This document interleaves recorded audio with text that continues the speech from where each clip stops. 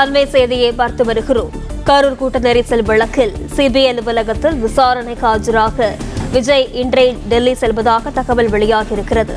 விவரங்களுடன் செய்தியாளர் மகேந்திரன் இணைப்பில் இருக்கிறார். வணக்கம் மகேந்திரன், விவரங்கள்.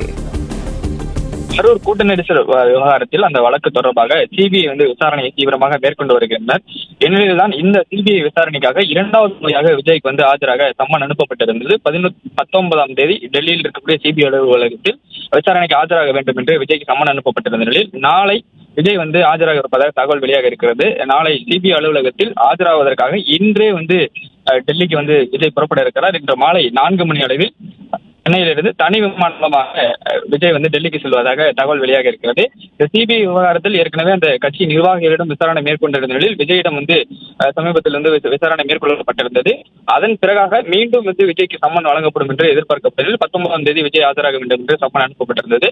விஜயிடம் பல்வேறு கோணங்களில் விசாரணை மேற்கொண்டிருக்கின்றனர். ஏற்கனவே கடந்த முறை ஆஜராக இருந்த போதே பல்வேறு கோணங்களில் விஜயிடம் விசாரணை மேற்கொள்ளப்பட்டதாக தகவல் வெளியாக இருந்தது. குறிப்பாக விஜய் தான் அந்த பேருந்தின் மீது இருந்தார். அவர் பார்த்த விடயங்கள் என்ன, அவரது பாதுகாவலர்கள் விஜயிடம் கூறியது என்ன, அதே போன்று அவ்வளவு கூட்டங்கள் இருப்பதை முன்பே காவல்துறையினர் அறிவுறுத்தினார்களா, அல்லது அவர்களிடம் அறிவுறுத்தியும் விஜய் கேட்கவில்லையா, அல்லது விஜயுடைய நிர்வாகிகளிடம் கட்சி நிர்வாகிகளிடம் அறிவுறுத்தி அவர்கள் விஜயிடம் கூறவில்லையா உள்ளிட்ட பல்வேறு கோணங்களில் விசாரணையானது மேற்கொள்ளப்பட்டிருந்தது. இந்நிலையில் தான் அவருக்கு மீண்டும் சம்மன் அனுப்பப்பட்டிருந்து 19ஆம் தேதி ஆஜராக வேண்டும் என்று. இந்நிலையில் நாளை டெல்லியில் இருந்த சிபிஐ அலுவலகத்தில் இந்த வழக்கு விசாரணை தொடர்பாக ஆஜராவதற்காக விஜய் இன்றே டெல்லிக்கு புறப்பட இருக்கிறார். மகேந்திரன், விவரங்களுக்கு நன்றி. பிளே ஸ்டோர் மற்றும் ஆப் ஸ்டோரில் இருந்து பாலிமர் செயலியை QR கோடு மூலம் பதிவிறக்கம் செய்யுங்கள். செய்திகளை உடனுக்குடன் பெறுங்கள்.